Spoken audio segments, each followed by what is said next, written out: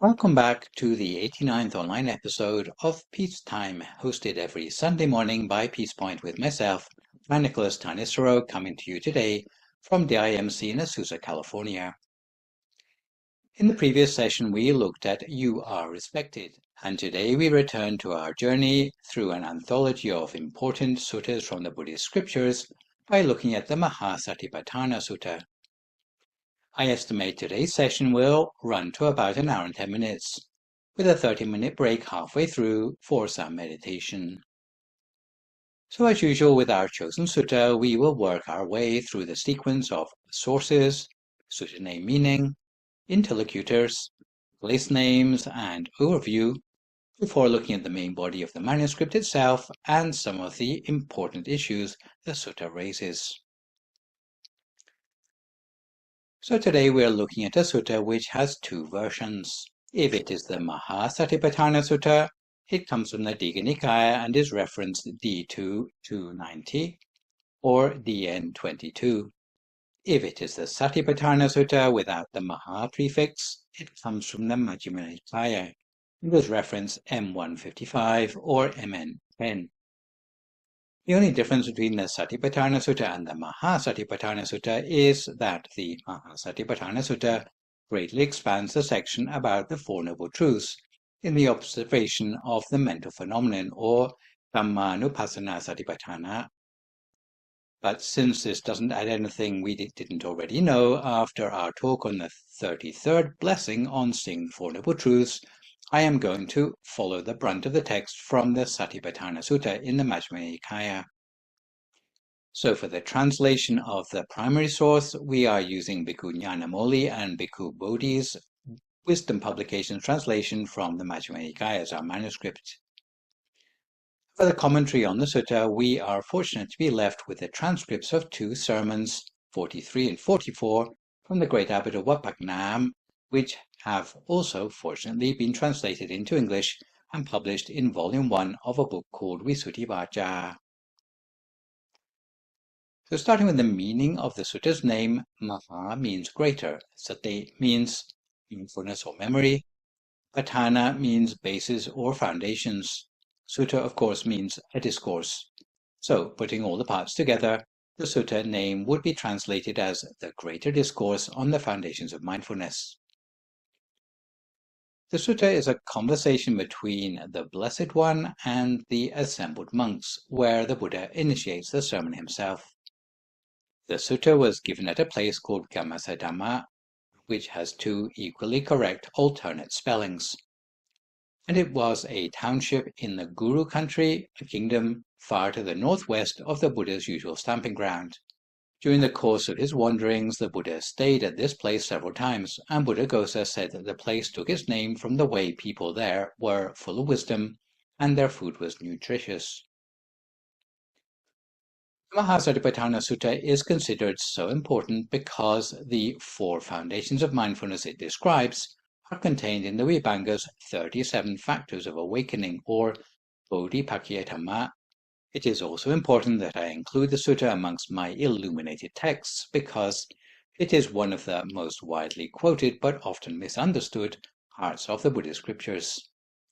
I say this because in the Dhammakaya tradition, thanks to the teaching of the great abbot of Wat Phra Nam, or as I shall call him for short from now on, Lompo, we have a different, but I hope you will find more accessible explanation of how meditation following the Maha Satipaṭṭhāna Sutta should work for the practitioner. In fact, Lompo was not boasting, but simply pointing out the importance of his unique interpretation of the Maha Satipaṭṭhāna Sutta when he stated that the audience would not get to hear this interpretation anywhere else, but that his unique interpretation would prevent his audience from a lifetime of wasted practice and ensure that they didn't miss out on Buddhist attainments.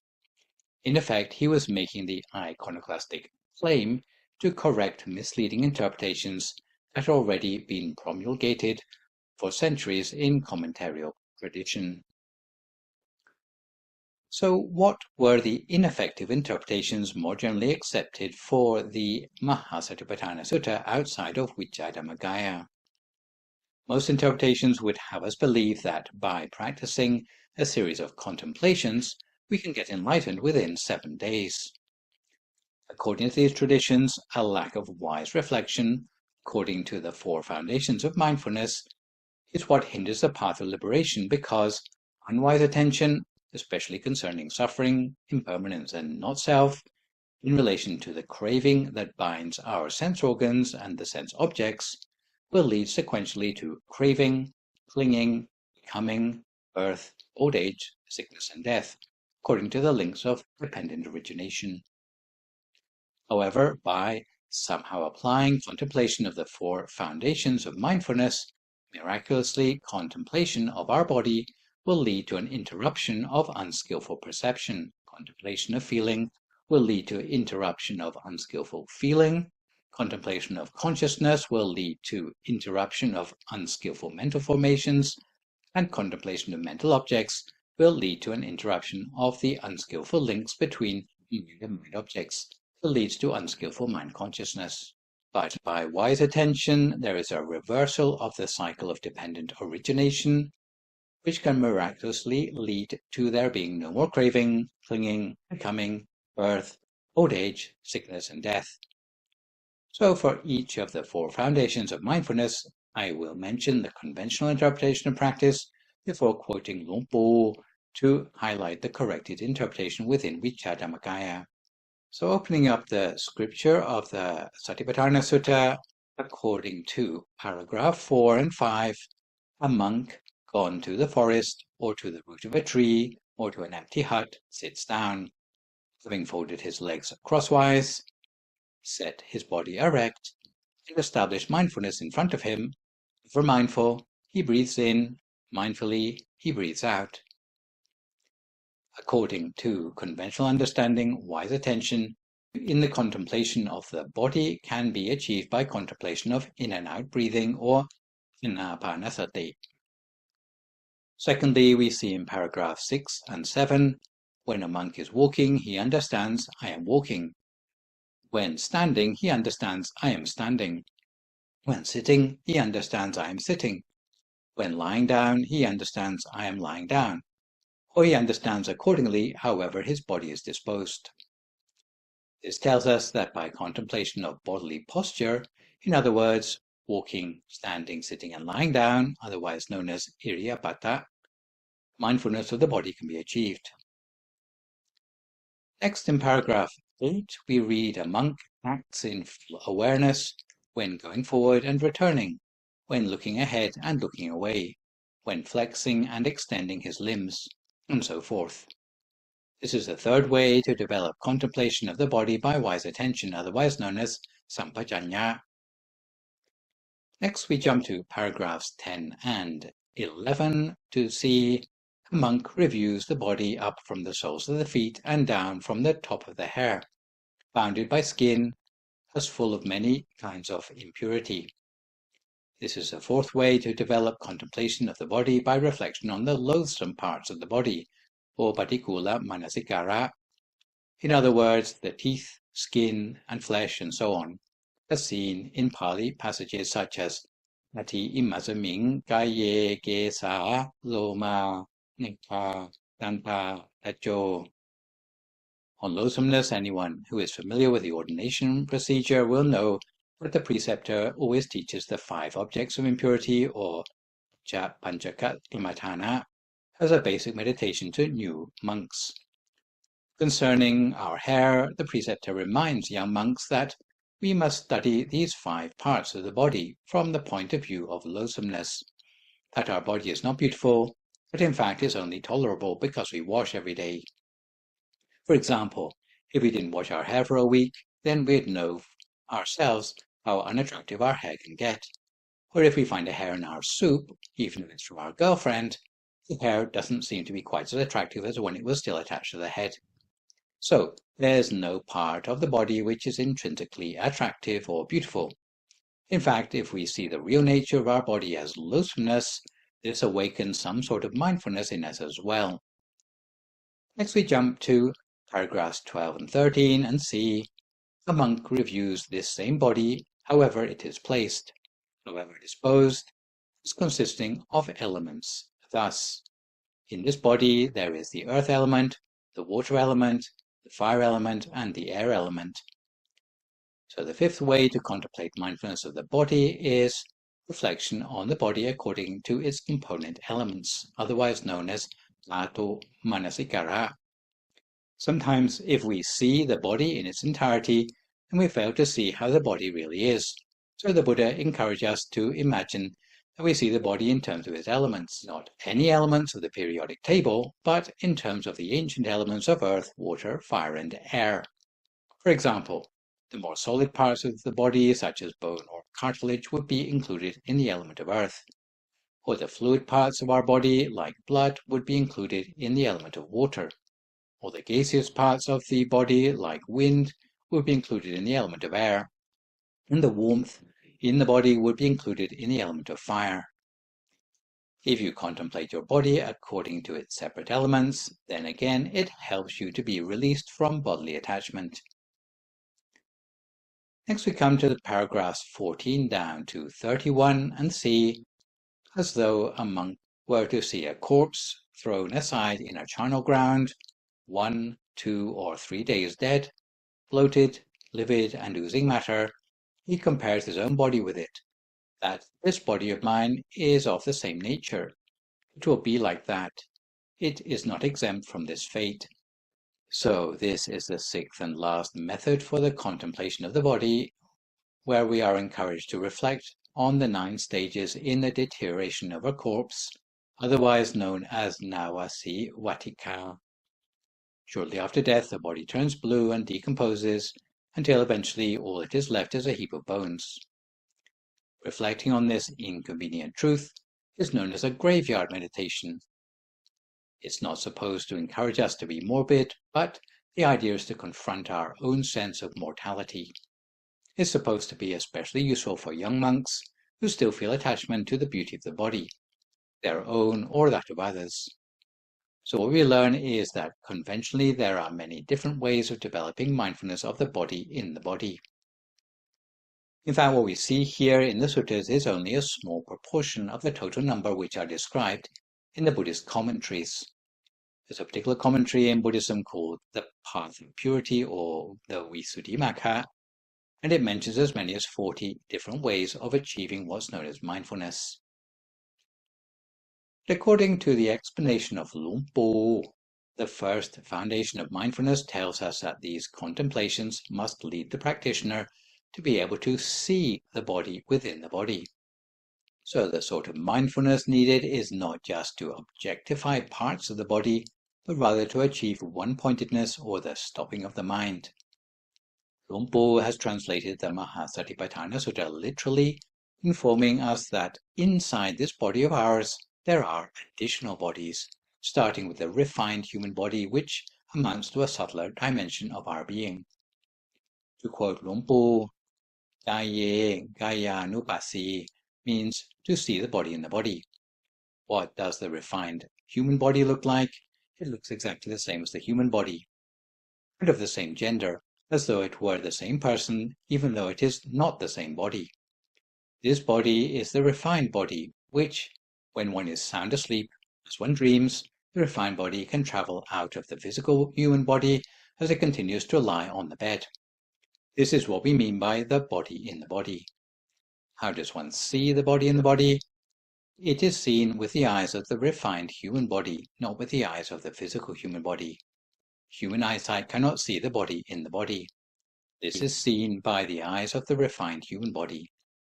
So Luang Por claims that there are more bodies than the physical one, which corresponds with a translation that doesn't say parts of the body or the body as a body or inside the body, but rather seeing the body in the body. So what the sutta translates as contemplating externally, Luang Por interprets as relating to the physical body. What the sutta translates as contemplating internally, he interprets as relating to the inner bodies. So Luang Por's interpretation corresponds with the New Age idea of the astral or dream body. You might have heard of astral projection, where you send your inner body outside into the world around you to go exploring, or less dramatically, when you have a lucid dream and you see yourself in your own dream. Anyone ever done that? So you're still looking through your own eyes in the dream, but you get a remote view of yourself going around as one of the characters in your dream. The sort of appearance you have in such lucid dreams is that you are handsome or beautiful, a little more youthful than you are in reality. This is the same experience of the refined body that is the first layer in of the body in the body. Rather like an onion or a Russian matryoshka doll, has many different layers on the inside. If you peel off the outermost layer, then you get down to the next layer. For Russian dolls on the outside, you've got a big mummy doll, and you open up the mummy doll, and inside there's a slightly smaller mummy doll, and then you come down to the very kernel, and you get two tinier and tinier ones inside. Is a good analogy for the explanation of the foundations of mindfulness that is explained by Luang Pu. So, in fact, what we learn from Buddhism is that what we see of our physical existence from the outside is only scratching the surface of what we really are. Our real human nature, in fact, goes much deeper on many different levels, just like an onion goes layer after layer, and maybe it gets purer and cleaner as you go further in. So the astral body or the dream body, this is the first layer in for our comparison to the onion skin, but there are more layers as well. Next we come to this second foundation of mindfulness to do with the feelings in the feelings. In the Sutta, we come to the paragraphs 32 to 33, where at paragraph 32 we see, and how monks does a monk abide contemplating feelings as feelings. Here, when feeling a pleasant feeling, a monk understands, I feel a pleasant feeling. When feeling a painful feeling, he understands, I feel a painful feeling. When feeling a neither painful nor pleasant feeling, he understands, I feel a neither painful nor pleasant feeling. And again in paragraph 33, we see the reference to contemplating externally and contemplating internally. According to conventional understanding, for contemplation of the feelings, you are supposed to become aware of whether the feelings are pleasant, painful, neither painful nor pleasant, and one contemplates the feelings while overcoming any component clinging we may still have relating to our feelings. By contrast, according to the explanation of Luang Pu, the feelings or vedana actually need to be seen by the practitioner. So, in his words, the second foundation of mindfulness is spoken of in terms of vedanasu vedananupasi viharati atapi sampajanyo satima vinaya loke apicca domanasang. That is, to remain frequently seeing vedana in vedana, to use perseverance as a tool to set the defilements on fire. It is to be attentive, to be mindful, to not go astray, and to abolish covetousness and dejection in the world, not letting them enter the mind. To see vedana in vedana means that whatever the human body can feel, be it happiness, suffering, neither happiness nor suffering, pleasure or sorrow, the refined body is similarly able to feel in exactly the same way as the physical body. The three types of vedana can be truly seen in a transparent, spherical form. When the vedana is one of happiness, the sphere will be clear. When it is one of unhappiness, the sphere will be misty or cloudy. When it is one of neither happiness nor unhappiness, the sphere will be moderately clear. How big will the sphere be when it is seen? When it is seen fully, it will appear as big as the sun or the moon. The vedana sphere is this size. If it is not seen fully, it will be smaller and of varying size. So the second foundation of mindfulness tells us that there are feelings within the feelings, that each body has its own independent ability to have feelings, happy, unhappy, or neither happy nor unhappy. So it's almost like life on a different level within us, which has its own ability to perceive feelings for each inner body. Next, we come to the third foundation of mindfulness, which is to do with the mind in the mind. In the Sutta, we come to paragraphs 34 to 35. At paragraph 34, we see, and how monks does a monk abide contemplating mind as mind. Here a monk understands mind affected by lust as mind affected by lust, and mind unaffected by lust as mind unaffected by lust. He understands mind affected by hate as affected by hate, And it continues in this vein for the mind that is in a state of delusion, focus, being able to enlarge, being unsurpassed, concentrated, or liberated. According to conventional understanding for contemplation of the mind in the mind, when the mind is in a state that possesses or lacks each of 8 qualities, so lust, hate, delusion, focus, enlargement, unsurpassed, concentrated, liberated. By contrast, according to the explanation of Luang Por, it's not just a case of merely recognizing qualities of mind in contemplation. You have to actually see them with the inner eye. The way the mind is affected by each of those mental states for each of the inner bodies, which also has its own mind. So, within each body there would be a sphere of cognition or knowledge, which, from what we understand in the Dhammakaya tradition, is that the deeper you go, the more refined the mind becomes for a particular body. So, not only do you get a body which looks more handsome than before, but you also find a capability or a faculty of mind which is more refined, more subtle, and a little bit closer to the truth about life in the world. So, according to Luang Por, on the subject of citte, citta anupasi, he taught what is citta. The human citta sphere is the same size as the iris of the eye. When you speak of citta in citta, we are referring to the citta of the refined human body. When one sees this sphere, it can expand to the size of the moon or the sun. The citta sphere of the refined human body is inside the citta sphere of the physical human body. The citta sphere consists of 4 spheres of the mind. The vijnana sphere has the same size as the pupil of the eye. The citta sphere has the same size as the iris. The sanya sphere is larger. The vedana sphere is larger still and is outermost. Then comes the sanya sphere, followed by the sankhara sphere, and finally the vijnana sphere, which lies at the center of the sankhara sphere. The vijnana sphere has the same size as the pupil of the eye. The sankhara sphere, or citta sphere, has the same size as the iris. The sanya sphere is larger than the citta sphere and has the same size as the eyeball. The vedana sphere is larger still and has the same size as the eye socket. There are altogether 4 spheres. The vision element lies in the center of the body sphere. The memory element is in the center of the heart sphere. The thought sphere is in the center of the citta sphere. The knowledge sphere is at the center of the vijnana sphere. The elements of vision, memory, thought and knowledge are altogether 4. The vision element is where seeing is situated. The memory element is the place for memory.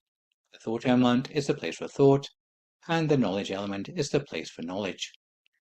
Therefore, citta is a clear, transparent sphere, having the same size as the iris of the eye. Bhakati-mano means the normal state of the citta is that of bhavanga citta, which is like clear water. The bhavanga citta itself is as clear as a drop of pure water. Once it is contaminated with lust, it appears red, as if mixed with red-colored water. Once it is contaminated with hatred, it appears green or black. Once it is contaminated with delusion, it takes on the appearance of muddy water. The citta itself pure and clear, but becomes cloudy. So, it is fascinating here that Luang Por refers to the bhavanga citta, or unadulterated state of mind, which we recognize from the scriptures, especially the Abhidhamma, as something which you can aspire to in your meditation practice, as a trailhead to further attainment in meditation. The other thing to notice is that Luang Por designates the understanding of the aggregates from 2 through 5 as being functions of the mind arranged in concentric spheres to govern the mental processes of perception, memory, thought, and consciousness. So having reached something like that today, let's take a break and settle ourselves for 30 minutes of meditation, which today is a recent recording of the meditation entitled The Taming of the Wild Horse. If at this time you would like to find a comfortable sitting position for yourself as you listen to my guidance.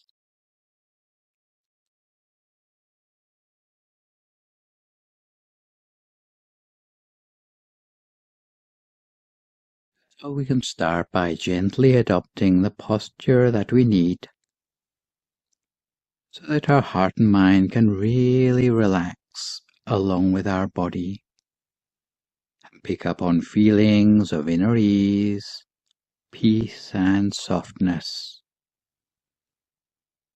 And when you're ready, close your eyes and just start to release tension from all those habitual places where tension builds up in your body. Initially, in every meditation, we need to structure our practice, perhaps just for the first 10 minutes or so, to make a clean break from our usual preoccupations, while setting the mood for the meditation ahead. So in this regard, you can start by slowly taking a deep breath in before exhaling, just to feel the soft touch of your breath on your lips, and repeating this a couple more times, each time letting your body settle a little bit further into the moment.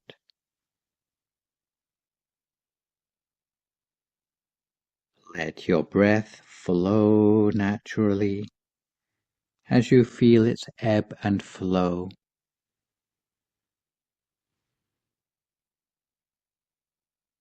Release any tension or tightness still gripping your head or face. Relax yourself from your shoulders down through your chest and your belly. You can let yourself really relax into the cushions.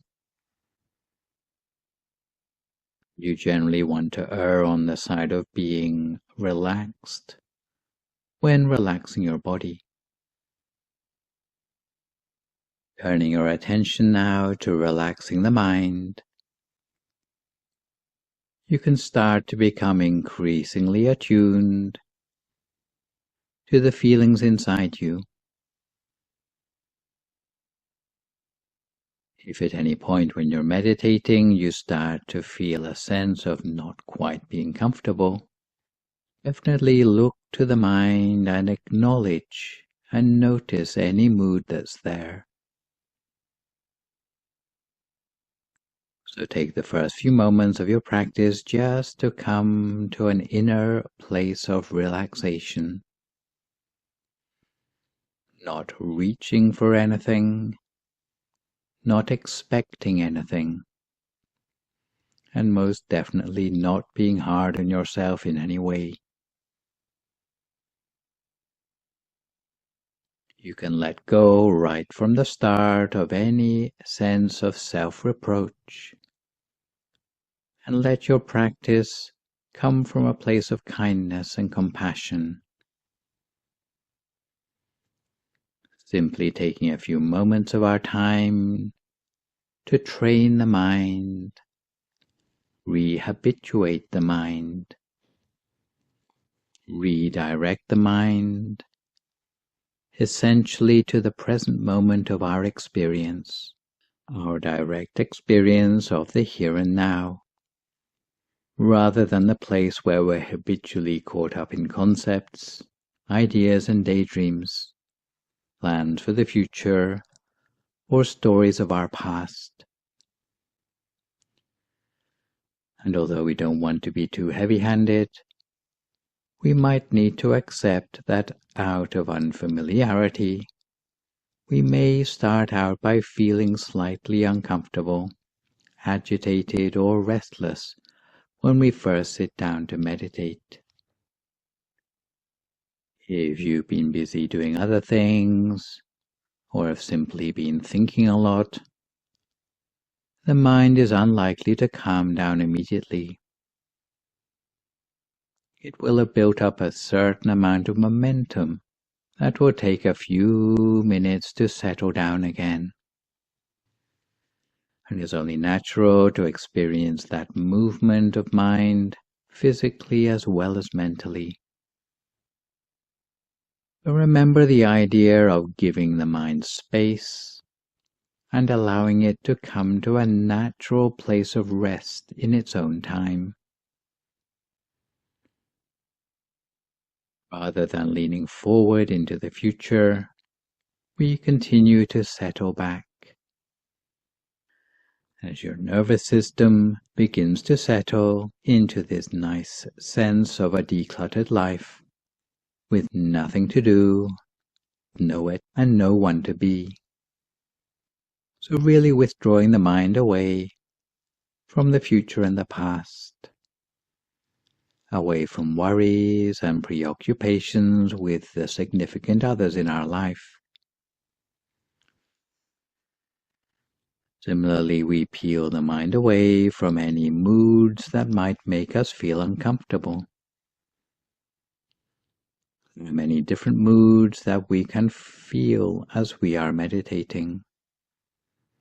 Sometimes we can end up feeling bored or longing or annoyance, but if we observe the feeling without reacting to it, giving it space, instead of trying to push it out of our awareness, but at the same time making space for something more positive, this practice can be one of being with this one unique moment of our life, one moment at a time, and letting ourselves wholeheartedly be here with the vitality of our body and breath. We treat any pleasant or unpleasant feelings arising, any moods, bodily sensations, sounds or visual imagery in the mind, with equanimity, just accepting them all for now. Now that we have relaxed ourselves both in body and in mind, we breathe in slowly and make a mental note of the turning point of the breath inside the stomach. Once we've taken note, from here on in we can just forget about the breath. The turning point of the breath in the stomach is the center of the body, which is where we're going to rest the focus of our attention. We're going to place the awareness, the mind, at this point. It's right here at the center of the stomach. In practice, it doesn't really matter where exactly we place our mind at this stage. But once our mind is calm and refined enough, the mind will zero in on the center of the body by itself. When the mind begins to settle at that point, you will feel that something is almost alive at the center of the body. For the time being, just rest the mind gently in the general area of the center of your stomach, at the point that you feel most comfortable with. The way you place your mind at the center of the body is as gentle as if you were floating a needle on the surface of some water, creating not a single ripple on the surface, while not letting the needle sink. That's how you're going to place the mind at the center of the body very gently. And to help keep your mind in place, you can picture the image of the sun shining in your mind. The same sort of sun you might see if you were walking at the seaside and saw the sun on the horizon, shining bright, clear and round. Visualize without making any effort, because it is the natural ability of the mind to picture things internally. Whenever we think of anything, a picture of that thing will arise in our mind. That's the way we visualize the shining sun at the center of the body. And we continue to rest our awareness there with the inner sun, at the center of our body the whole of the time. If thoughts interrupt our meditation, we do our best to ignore them rather than elaborate on them. If we find the mind is plagued by thoughts, if we find our brain is like the proverbial hamster wheel, then we might find it useful to make use of a traditional mantra, such as hearing the words Samma Arahang, Samma Arahang, Samma Arahang, coming up from the center of our body, over and over again, until the mind starts to gain independence from those thoughts, until the spaces between the thoughts start to last longer than the thoughts themselves. Just because you sit for a few minutes each day doesn't mean that you'll immediately master the mind and be able to turn a corner on your old habits. It's not to say you won't sometimes experience those aha moments when you realize what it is that you've been doing. But the process will likely be a gradual one, where each day you enter the zone a little bit more easily, with a little more clarity, and in doing so, you'll manage to avoid many of the habitual reactions that stress you out. This is what it means to have awareness, to see the mind with absolute clarity. Those who are new to meditation often make the mistake of searching for some kind of experience, or want to be rewarded with some sign of progress or fruition. But peace of mind or insight will always be elusive if we are struggling to find it. But if you can bring a sense of genuine captivation and curiosity to your meditation, then it doesn't really matter what those qualities are. It's because they become a part of the meditation, part of that which is observed. A quality that can be described as gentle curiosity. When this becomes part of your approach to meditation, you'll notice that the mind feels very open. The idea of approaching meditation with a gentle curiosity implies a sense of soft, open, patient interest. It's perhaps the way you might quietly watch a wild animal from a hidden place, without letting on that you're there. Because you're so engaged, you're 100% captivated by what you're watching, while trying not to influence the result. You merely remain aware of the immediacy of the moment, free from impatience, but content just to watch the mind as it is. The thing to remember about clarity is that what needs to become clear will naturally become clear. Meditation is not about rooting around in the recesses of the mind, digging up old memories, getting caught up in analysis and trying to make sense of it all. Clarity will arise in its own time and in its own way. Sometimes clarity will mean becoming more aware of the thinking process. At other times, the awareness might shift to the emotions or physical sensations. Whatever happens and whatever you become more aware of, allow it to happen naturally. So instead of resisting it because it's unpleasant or uncomfortable, or trying to hasten its departure by delving into analysis, just allow it to happen in its own way and at its own pace for a few more moments in silence.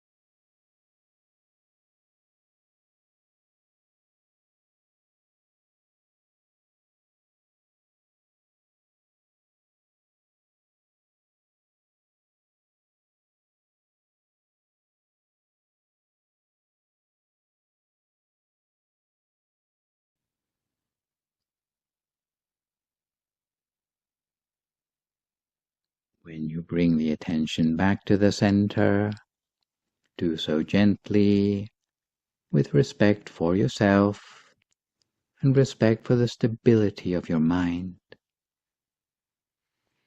When different feelings or bodily experience arise in your practice, whether it be warmth or tingling in the body, we can observe that direct experience, watching it and allowing for it.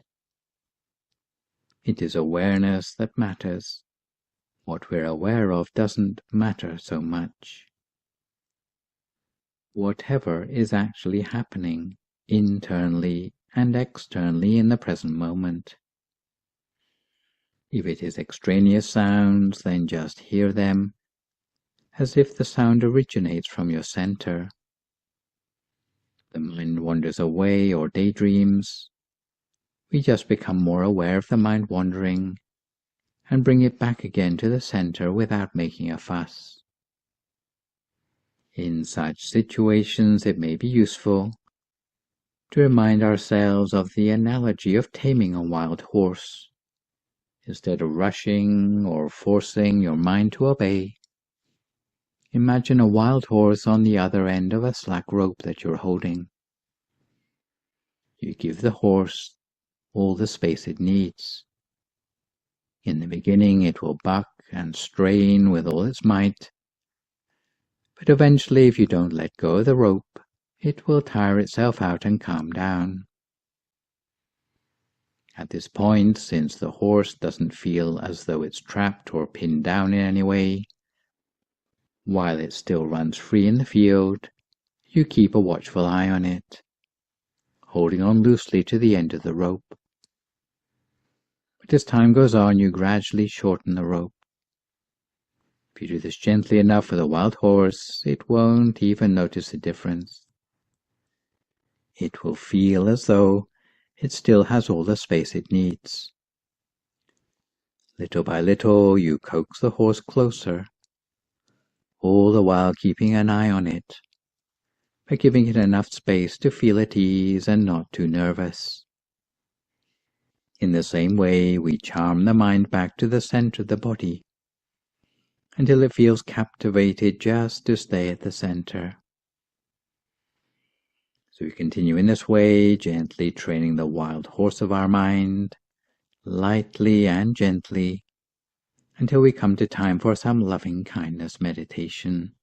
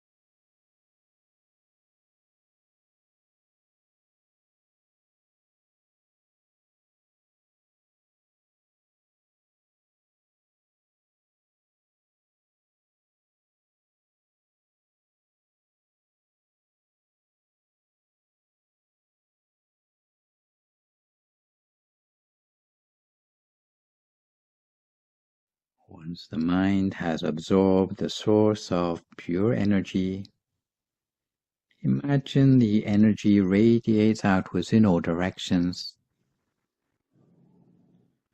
Gently visualize the pure energy taking the form of a crystal sphere, growing larger to cover our entire body, reaching out to our whole family, our neighborhood, and everyone in the world.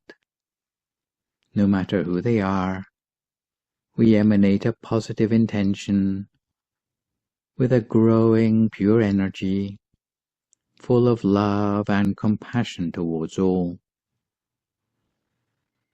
For those with suffering, may they be free from sadness and pain. For those with happiness, may they be happier still.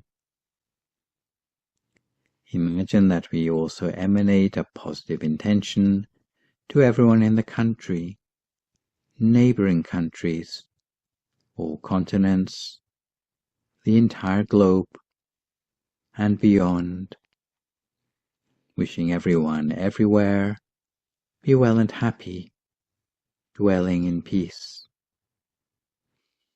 Even in the darkest night, the starlight can shine through.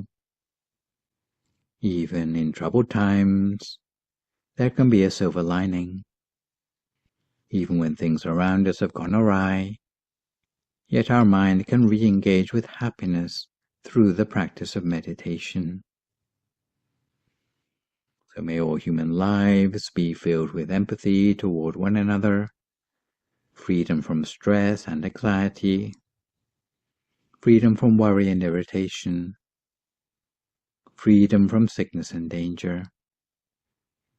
We share this peaceful energy for the benefit of our ancestors, family members, and friends, whether they are still with us or those who have already passed. May they all feel cleansed by hope and joy, while being sheltered against sadness, sickness, sorrow, and danger. May all sentient beings be free from distress.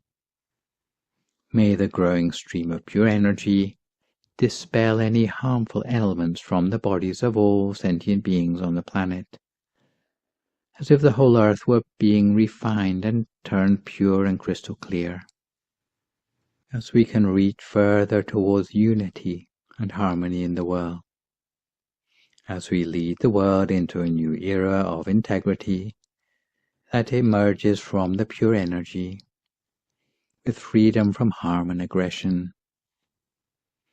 May this pure energy protect the world from all physical and mental impurities, as we sit and make wishes for ourselves or others for the last few moments of our meditation together in silence.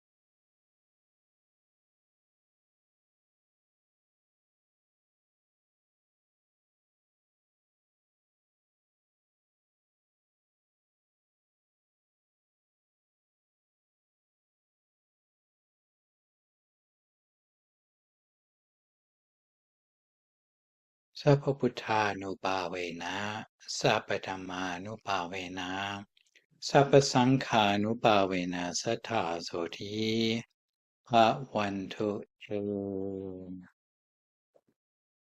like to come to the end of your meditation for today. You can gradually open your eyes again. If you feel at all uncomfortable, then slowly try changing to a more comfortable position before gradually finishing your practice. So we can gradually return to our subject matter of the Maha Satipaṭṭhāna Sutta for today. We can pick up where we left off by considering the fourth and final foundation of mindfulness, which involves contemplation of the mental phenomena, or dhammas. When we talk about dhammas spelled with a small d, it means mental phenomena, not truth or Buddhist teachings as in Buddha Dhamma Sangha, which would be spelled in Romanized script with a capital D. So Dhamma spelled with a small d in this case, the mental phenomena or things which pass through the mind. In the sutta, we come to the paragraphs 36 down to 44. Paragraph 36 we see, and how monks does a monk abide contemplating mind objects as mind objects. Here a monk abides contemplating mind objects as mind objects in terms of 5 hindrances. From paragraph 38 onwards, the 5 clinging aggregates. From paragraph 40 onwards, the 6 sense spheres. From paragraph 42 onwards, the 7 awakening factors, and from paragraph 44 onward, the 4 noble truths. So to summarize, contemplation of the mental phenomena or dhammas according to conventional understanding, you're supposed to contemplate on the 5 hindrances comprising sense, desire, ill will, sloth and torpor, absent-mindedness and doubt. Then contemplate the 5 aggregates of attachment comprising form, feeling, perception, fabrication, consciousness. Then contemplate the 6 sense spheres in a way that unbinds the fetter of craving in the sense consciousness between each sense organ and the corresponding sense object for each of the 6 senses, in accordance with the teaching in the Kotita Sutta that the eye should not be fettered by the visual objects. Then you are supposed to contemplate the mental phenomena by means of 7 factors of awakening or pojjhanka, which include mindfulness or sati, investigation or dhamma, persistence or viriya, joy or piti, serenity or passaddhi, concentration or samadhi, and equanimity or upekkha. Finally, you're supposed to contemplate the 4 noble truths, which we already know about from studying blessing number 33. According to the explanation of Lumpo, the mind of each individual inner body has phenomena or mental objects that are passing through them. Lumpo characterizes the Dhamma in the Dhamma, passing through the minds of the inner bodies as spheres which can be seen rather than merely contemplated by the meditator. Lumpo explains the Dhamma sphere that makes the physical human body possible lies at the center of the human body, the size of the yoke of a chicken's egg. To see the Dhamma sphere at the center of the human body is what is meant by seeing Dhamma in the Dhamma. The Dhamma sphere that makes the refined human body possible is larger. It is twice the size of a chicken's egg. It lies at the center of the Dhamma sphere. This is what will be seen. It is transparent and pure. When one sees that Dhamma sphere, it can expand to the size of the moon or the sun. This is what is seen, and what the practitioners at Wat Phakna have seen. It is not just a figment of their imagination. Lumpo goes further to refer specifically to a level of experience of the meditator, where a diamond-bright mirror sphere is attained by the meditator as seeing the Dhammanupassana satipaṭṭhāna sphere. He sometimes refers to this by its other name of the Pattamamaka sphere, the sphere of the initial path, because it represents the trailhead of attainment that will lead to the absorptions, and which is equivalent to the first absorption at entry level. According to Lumpo's interpretation, beyond the Pattamamaka sphere, meditational attainment can be tracked in terms of visibility of the different forms of body in the body. An inner journey is understood in terms of the system of the 18 bodies. So, if we go in sequence from basic to advanced, what you get to see, even before you close your eyes, is the first of your bodies, which is your physical body. It's quite clear to see, even for non-meditators. So you have certainly attained that one already, just by being born at all. What you may not know is there's another 17 bodies inside the physical body, which you come in contact with if you progress through the meditational absorptions. If you're able to meditate at the sphere at the center of your body, your mind will eventually have a sense of being absorbed into that sphere, and your awareness will be able to pass through the center. In between each of the bodies are 6 inner spheres, the Dhammanupassana satipaṭṭhāna sphere being the first, and then the sphere of morality or sila, the sphere of concentration or samadhi, the sphere of wisdom or paññā, the sphere of liberation or vibhuti, and the sphere of seeing and knowing of liberation or vimuttiyanatasana, each of which you expand outwards, and the next more subtle layer will then appear at the center in its place. And just in case you are wondering, the pictures in the slides that follow are obtained from the main temple in Thailand, where there are monks who are not only expert meditators, but who are gifted in fine arts. So, these monks are responsible for drawing these pictures from first-hand experience. So having gone through a series of 6 spheres in this way, the 7th one is not a sphere anymore, it's an inner body, known as the refined human body. So the dream body or the astral body, which I talked about at the Gaye Gayanupati stage, which looks pretty much the same as your physical human body, only it seems to be frozen in time at the age of about 16. So that's the first layer in. The next layer is what's known as the coarse angelic body. With each of the levels, you will notice that inner bodies come in pairs, coarse and refined. Generally, the coarse means the entry level, whereas as you progress within the same level of refinement, you get to the refined body, which is the high-end version of the same level of refinement, when you've reached a complete degree of mastery for that level. So here's the refined angelic body. The angelic body is female for females or male for males. What you can see is the sort of ornamentation which is the identifying feature of the angelic level with armbands and so forth. From there we come to the coarse form Brahma level, where the inner bodies transcend the male and female distinction. At this sort of godlike level, as usual, there are 2 levels of this form Brahma, coarse and refined. Here is the refined form Brahma level. One step further is the coarse formless Brahma body, where formless doesn't mean with no form, but it means yet more refined than the form Brahma level. Here is the refined formless Brahma level. Beyond that, we come to what you would recognize as being like a Buddha statue, a body of enlightenment, rather similar to the Buddha statues you see in our temple branches. The reason being that our Buddha statues are based on an attainment rather than a historic personage.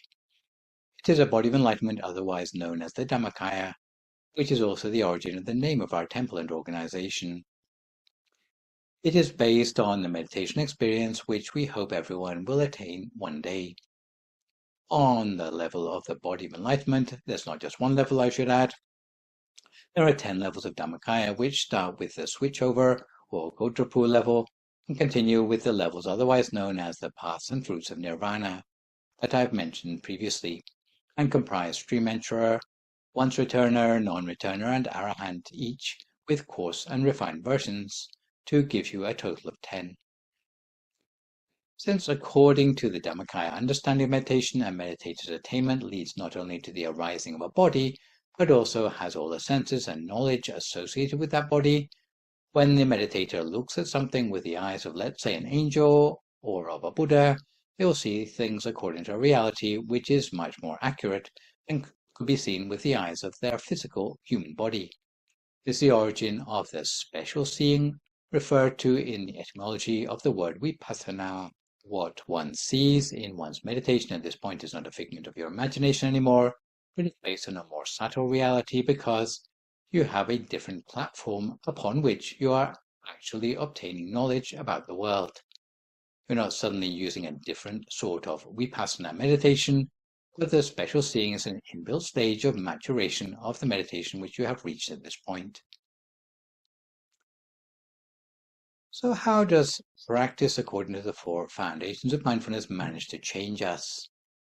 Even according to the Maha Satipaṭṭhāna Sutta itself, practicing the 4 foundations of mindfulness in an ardent, attentive, and mindful way will change us because it will allow the practitioner to eliminate covetousness or abhicca and lamentation or domanasang from their lives and allow them to reach their spiritual destiny.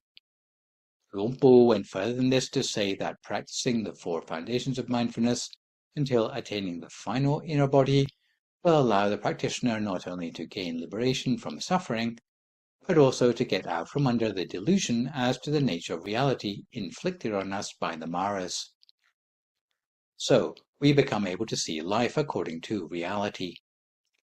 Conventional human eyesight only enables us to see the world in a very limited way. We can see only in one direction at a time, and we can only see outside ourselves. We can't see on the inside, and we are limited to the present time. But once we start to make use of the inner bodies, the deeper we go, the more liberated we become from these limitations. Using the eye and the mind of inner bodies of enlightenment, we become able to see in 360 degrees at once, and also to see into the past and future, as well as the present. So it's a more powerful vision than we have in our conventional existence. Gaining such inner vision means that there are no longer any nasty surprises waiting for us round the corner. We learn how to deal with life in a realistic way. In fact, this delusion which we're up against is not just something which comes along as a byproduct of existence, but, according to Luang Por, there is something trying to interfere with our quest to find the truth about life and the world. It's just like whenever we try to do good and wholesome things in our life, we always run up against resistance. The same thing happened to the Buddha when he was trying to reach enlightenment. So in the biography of the Buddha, we see very dramatically a whole army of personified so-called Maras trying to frighten the Buddha from reaching enlightenment, to drive him away from the foot of the Bodhi tree before he was able to reach an end of suffering. So in the Buddha's life, the Maras are personified as demons, so that you have one main Mara character, and you've got all his lackeys in the form of handmaidens and troops assisting him. Some understand a more subtle meaning of the word Mara as a sort of dark, invisible force that is causing the resistance to goodness in the universe. In some circles, it's understood as the ego. In other words, it's part of us. In this respect, we have met the internalized Maras in some of my other lectures as the 5 gremlins, most of which are inbuilt in our psychophysical constituents because we're made up of both good and bad, but generally the bad side of us gets the upper hand the whole of the time. So what we are trying to do when we are cultivating ourselves is to try to vanquish the Mara from within ourselves, so that we can bring the good side to the fore and access the real wisdom that's in there somewhere if it wasn't for the way the Maras have insidiously covered it over. According to the great abbot of Wat Phra Nam, he saw the Maras as an existential problem in the universe. Personally, he wanted to defeat the Maras at their source. But for the rest of us, however, just to liberate ourselves from their influence is already a huge achievement.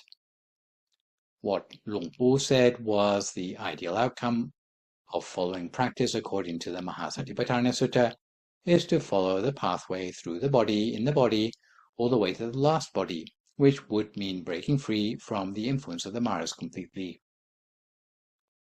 In the meantime, before we reach that point, Luang Por reminded us not to get waylaid and distracted by other optional demands of the lay life, such as raising a family. So to conclude, it seems to me that there are 4 important issues raised by the Maha Satipaṭṭhāna Sutta: the importance of the shared spiritual path, the difference between seeing and contemplation of the foundations of mindfulness, the possibility of attainment within 7 days of meditation, and why the body in the body teaching does not seem to be mentioned more widely in the scriptures. So to start with the importance of the shared spiritual path, or Ekalyana.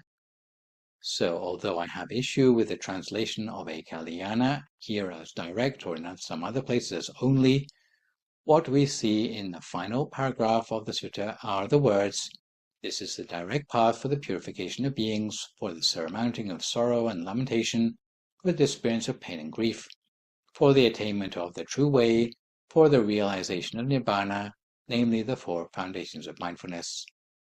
What this teaches us is that although there may be many different starting points for practice, for example, mindfulness of the breath, mindfulness of the 4 postures, wise reflection or contemplation of the looseness of the body, But after achieving one-pointedness of the mind, or the stopping of the mind, as Luang Por would call it, the different practices converge into a single path through the center.